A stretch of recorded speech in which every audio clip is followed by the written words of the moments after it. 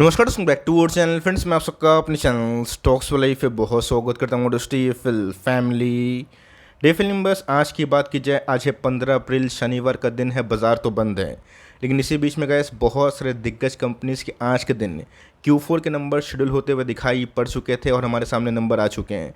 अगर निफ्टी को दोस्तों लाइफ टाइम हाई क्रॉस करना है तो इस सेक्टर को चलना बेहद इंपॉर्टेंट है, और खासकर गैस इस स्टॉक में मोमेंटम बनना भी बेहद इंपॉर्टेंट है। ऑल्दो बहुत सारे ब्रोकर्स और एक्सपर्ट की मानी जाए तो इस क्वार्टर के नंबर्स इस कंपनी के थोड़े बिलो एस्टिमेट है, बट गैस ऊपर से नंबर्स पढ़ के हमें कुछ हासिल नहीं होगा। बिकॉज कोई भी फाइनेंशियल्स को अगर हम लोग एनालाइज करते हैं ना, उसे बहुत सारे इंपॉर्टेंट तथ्य होते हैं। जैसे कासा रेशियो की बात की जाए, नेट इंटरेस्ट मार्जिन की बात की जाए, उसके साथ ग्रॉस एनपीए, नेट एनपीए, और साथ ही साथ गैस प्रोविजनिंग कंपनी ने कैसे पेश की है अमिड इस क्राइसिस भरे माहौल में, जहाँ पे यूएस के बहुत सारे बैंक कोलैप्स हो रहे हैं और हो भी चुके हैं। तो इसी बीच में गैस हमारे बैंकिंग सिस्टम में आने वाले कल में क्या पोटेंशियल है, उसको इस कंपनी के माध्यम से फटाफट डिस्कस करेंगे। बहुत इंटरेस्टिंग वीडियो होने वाली है। चैनल फर्स्ट टाइम होंगे सब्सक्राइब कर सकते हैं। इस तरह की क्वालिटी कंटेंट को सबसे पहले एक्सेस करने के लिए now without dealing any for time let's begin. ये जो आपको डेटा है, मैंने बहुत बार समझाने और सिखाने की कोशिश की और बताया भी है कि फाइनेंशियल सर्विसेज निफ्टी में बहुत इंपॉर्टेंट रोल प्ले करता है। Because bank and BFC insurance को अगर आप मिला देना, 37% के आसपास का इकलौता ऐसा इंडेक्स है जो हेवी वेट है। आप समझ सकते हैं कि कोई भी इंडेक्स में 37% के आसपास कोई इंडस्ट्री का वेटेज होता है, उसमें रैली बहुत ही इंपॉर्टेंट है। अगर दोस्तों उसमें अगर एचडीएफसी बैंक का नाम आता है ना, जो अपने आप में गैस 9.31% के आसपास इंडेक्स का वेट रखती है, ये बेहद इंपॉर्टेंट स्टॉक हो जाता है। बिकॉज आपको पता है कि एचडीएफसी बैंक के बाद ICICI bank, HDFC limited, Kotak Mahindra bank, axis bank, सबको मिला दिया जाए ना, 30% के आसपास गैस निफ्टी में जो वेटेज है इसी 5 कंपनी का हमें दिखाई पड़ जाता है। तो यहाँ पे गैस एचडीएफसी बैंक के नंबर्स आए, नंबर्स को ऊपर से पढ़ना बहुत ही बड़ा मूर्खता इसलिए होगा बिकॉज यहाँ पे गैस 7 ब्रोकर्स की अलग अलग राय थी। जहाँ पे बहुत सारे ब्रोकर्स की मानी जाए तो 100 करोड़ के आसपास प्रॉफिट कम है, बहुत सारे ब्रोकर्स की मानी जाए तो प्रॉफिट गैस अपने आप में ही इन लाइन ज़रूर है, उस पर ज़रूर आएंगे। बट आपको अच्छे से पता है कि एचडीएफसी बैंक का इस लास्ट 2 साल से बिल्कुल भी रैली पार्टिसिपेट नहीं किया है। जहाँ पे कोटक महिंद्रा बैंक की बात की जाए, उसने भी पार्टिसिपेट नहीं किया। आईसीआईसीआई बैंक, एसबीआई और बहुत सारे पीएसयूज ने रिकॉर्ड तोड़ पारी खेली। बट इसी बीच में गए एचडीएफसी बैंक ना 1700 का लेवल बहुत ही क्रूशियल है, जिसको ब्रेक करना बहुत ही डिसाइडिंग हो जाएगा। के नंबर्स के बाद गैस मेरा प्रीव्यू क्या बनता है, ये बहुत ही इंपॉर्टेंट है, जिसको मैं दूंगा। बिकॉज इसके पहले ही मैंने आपको बताया था कि बैंकिंग स्टॉक से निकलने की गलती अभी के टाइम ना करें और ओवर एवरेजिंग आईटी स्टॉक से बचें।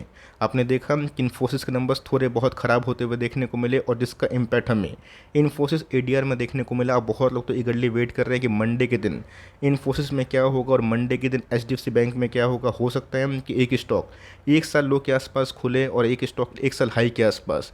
बट इसी बीच में गए एचडीएफसी बैंक ने क्या सही में नंबर्स अच्छे पेश किए हैं और ख़राब भी किए हैं, तो कौन से पॉइंट ऑफ व्यू से ख़राब किए हैं। सबसे पहले हमें समझना है कि क्वार्टरली नंबर्स में क्या उतार चढ़ाव देखने को मिल रहा है। और इस क्राइसिस भरे माहौल में अगर Indian banks life time highest revenue अगर पोस्ट करती है तो बहुत ही इंपॉर्टेंट और तगड़ी न्यूज़ मानी जाएगी। तो जी हाँ, सारा रिकॉर्ड टूट गया, मतलब ये नहीं कि हर बार रिकॉर्ड प्रॉफिट के मैटर में टूटेगा।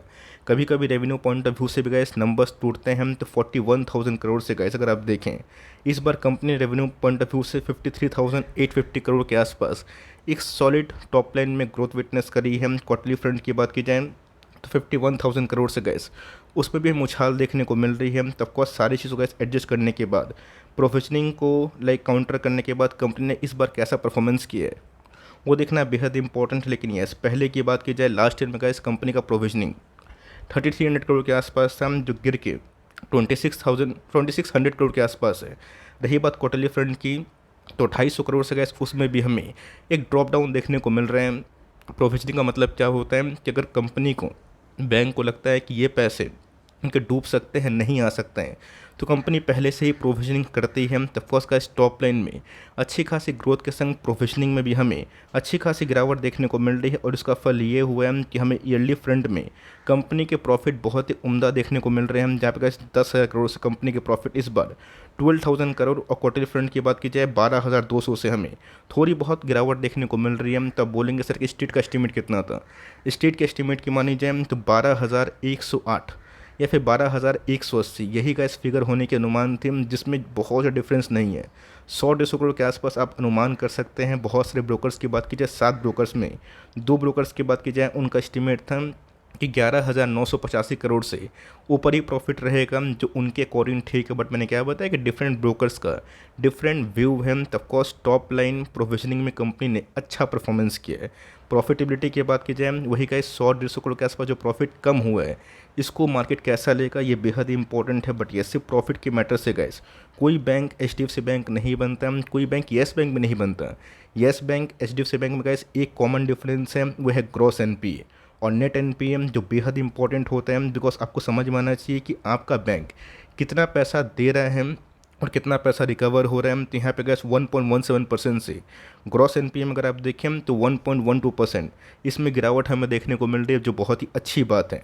1.23% से गैस उसमें भी हमें ग्रॉस NPA में अच्छी खासी फॉल देखने को मिल रही है। नेट NPA की बात कीजिए 0.32% से 0.23% की बात की जाए, या फिर 0.33% से गैस उसमें भी हमें अच्छी खासी उछाल देखने को मिल चुकी है। मतलब गैस ओवरऑल मोटा मोटी अगर आप देखें, सिर्फ प्रॉफिटेबिलिटी की फिगर 100 करोड़ अगर आप एक्सक्लूड कर दे, तो चाहे वो नेट NPA की बात की जाए, ग्रॉस NPA की बात की जाए, प्रोविजनिंग की बात की जाए, टॉप लाइन की बात की जाए, इस कंपनी ने बहुत ही अच्छा परफॉर्मेंस किया। अब देखना बनता है कि बैंक निफ्टी जो अभी के टाइम लाइफ टाइम हाई के जस्ट करीब है, और निफ्टी IT जो बहुत ही वीक हो चुका है, इसमें गैस सेक्टर रोटेशन कैसे प्ले हो सकता है।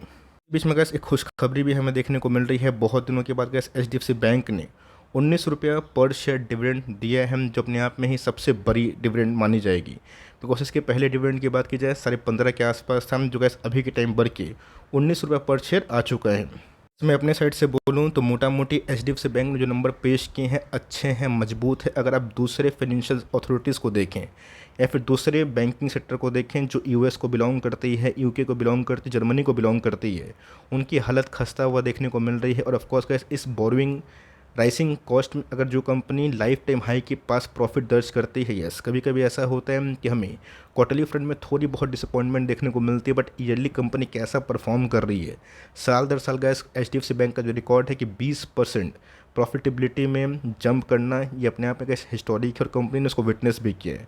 रही बात गैस पिछले कुछ समय से अगर आप देखें तो 2 साल से रेंज बाउंड है। और ऑफकोर्स निफ्टी IT में अगर वीकनेस होगी तो निफ्टी बैंक में गैस वो पैसा जाएगा। और इसके पहले मैंने आपको साफ साफ बताया था कि जब मार्केट गिर रहा था ना, उस समय गैस निफ्टी IT और रिलायंस से निफ्टी को संभाला हुआ था, जिसका एग्रीगेट 25% के आसपास वेटेज था। लेकिन उसके बाद क्या हुआ, उसके बाद गैस यही हमें देखने को मिला कि निफ्टी बैंक ने एक शानदार परफॉर्मेंस किया। ICICI बैंक 300 से 900 हो गया।